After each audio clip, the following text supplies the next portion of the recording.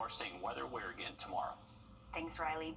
It's back to school season, and you're taking a look at more pictures from Aiken County students who have already completed their first day. You're looking at first day photos, and again, we have that code at the bottom of our screen that you can scan, and then you're able to submit your child's first day of school photo. I'm told we need more because we only have a handful right now, and we love to see these and share the photos throughout a lot of our newscasts, so please continue to do that. It's always a sweet thing to see those first day of school pictures. It's most little girls' dreams to become a fairy tale creature, and Make-A-Wish South Carolina has made one little girl's dream come true. Jenna Guzman introduces us to 6-year-old Journey, who became a mermaid for a day.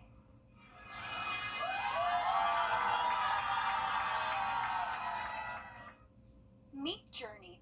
She was born with sickle cell and has been in and out of hospitals her entire life. Despite battling rough days and nights and some unpredictable pains, she's as active as ever after her Make-A-Wish to become a mermaid was granted on her 6th birthday. I'm gonna be a mermaid when I wish for. Her mother, Mercedes Hugie, says Journey's bravery inspires her. At the age of 6, to have so much courage and have so much strength, she is actually my biggest heart. Like, I look up to her and she don't even know it because she gives me strength that I didn't even know I had. The Make-A-Wish Foundation arranged Journey's birthday party at Ripley's Aquarium, where her family and friends, community members, and other mermaids were all there to celebrate. I'm told that granting Journey's wish was months in the making and that they've never had a wish to become a mermaid. Make-A-Wish can step in and we can work with the families and establish that we're going to be granting a wish. It provides that level of hope that tomorrow is going to be a better day.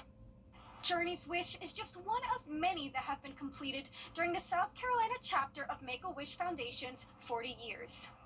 Now that we're 40 years old, we know that the majority of our kids go on to beat the odds against their illness, and we believe that the wish experience is a part of the prescription for those kids getting better.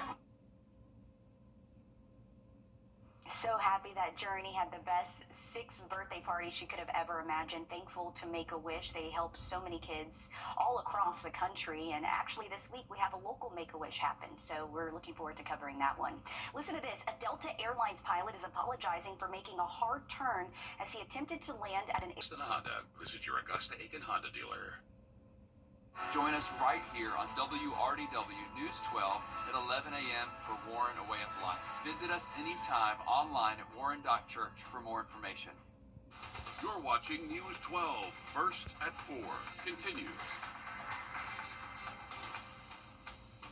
It's back to school season in our area, starting with Aiken County. Students went to school today, and you're looking at pictures viewers have sent in. The code right there on your screen will take you to where you're able to upload your photos. Thanks for joining us first at 4. I'm Zaina Halliburton, and happy back to school to all the students that went back today in Aiken County. Your Audrey Dickherber joins us live outside Mossy Creek Elementary. And Audrey, you actually talked to the superintendent about changes made to school year for student safety.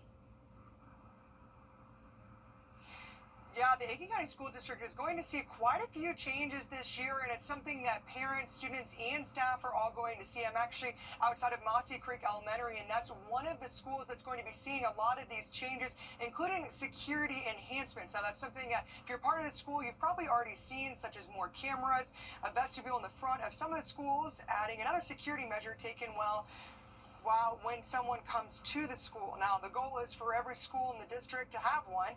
The district is also working on adding SROs too, but many schools will also get a facelift with changes being made to the physical building or campus soon. And aside from the changes to schools, they've also added new principals to some schools as well. Even though students had a bit of a shorter summer, many students and staff are excited to be back.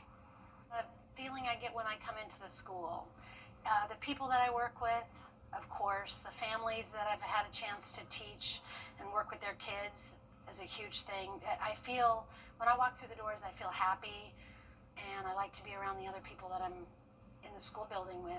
So I wouldn't come for 20 years if I wasn't happy.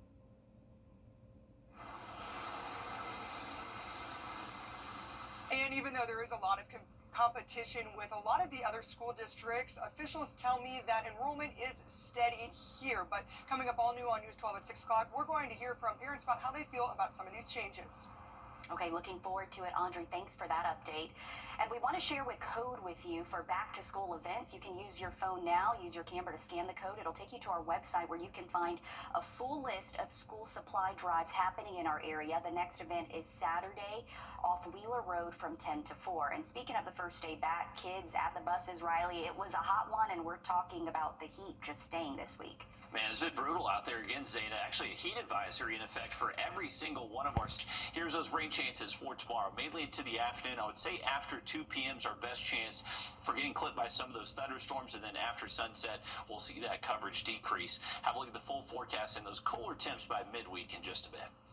Thanks, Riley. New tonight, a move forward for the North Augusta Animal Shelter. Nearly a month ago, we told you how a temporary suspension was placed on volunteers taking animals from the shelter due to liability concerns. The city said they plan to have a new document in front of City Council in 30 days, updating their policies that would provide the proper protection needed when animals leave the facility. Tonight, we're told volunteers will once again be able to take animals out of the shelter, a decision made at today's City Council meeting. Kennedy, you've been following this since last month, and while this is a push in the right direction, it comes a little too late for some pups. Yeah, Zana, unfortunately just last week 4 dogs were euthanized. You're looking at some of them right behind me. North Augusta Councilman Dennis Wrdw, who is also a volunteer at the shelter, says the outcome may have been different if these dogs were able to leave the property. 4 stories that ended before they began. We had 4 puppies that were euthanized in the hands of the city. Their deaths sparking concern and raising questions, not just from volunteers, but the community. 1 or 2 of the puppies were starting to show signs of coccidia or parvo or something like that, where they had bloody fecal and vomiting a lot. So the animal control officer did decide to take them to the vet. The vet decided on site that those dogs had parvo and that it would be best to euthanize them. What we found out that there was no actual parvo test done on those puppies. Wrdw says the city's contracted vet doesn't offer the antibody treatment for parvo. In the past, these puppies would have been handed off to a volunteer. They would have went to a different vet. And if they did? The vet would have offered the antibody treatment. If the city wouldn't have paid for it, the rescue would have paid for it, and the puppies would have had their best shot at life. Dennis said it would be a good one. There's about a 93% success rate with antibody treatment for dogs that have parvo if you get it early. I have no doubt that 3 out of 4 of those dogs, if not all of them, would have lived. On August 4th, the community will come together in support of the animal shelter at the city's Power Hour, where people can voice concerns. If you want to see things start going in a different direction and you want to see our city start operating with more empathy, please show up, because we can make real change for animal services in this town right now. And again, change did happen tonight. North Augusta City Council says their liability waivers, which allows volunteers to take animals off property, should be updated by Friday. As a result of the possible parvo, the shelter is altering their housing intake until August 1st. They say they're continuing to take dogs in, but are relying on Aiken County Animal Control for housing help. So very sad to hear 4 puppies euthanized, but hopefully moving forward this does not happen again. News 12 has reached out to North Augusta Animal Control. They said they could not comment at this time. Thank you, Kennedy, for that. Staying in North Augusta, we also have an update from the city.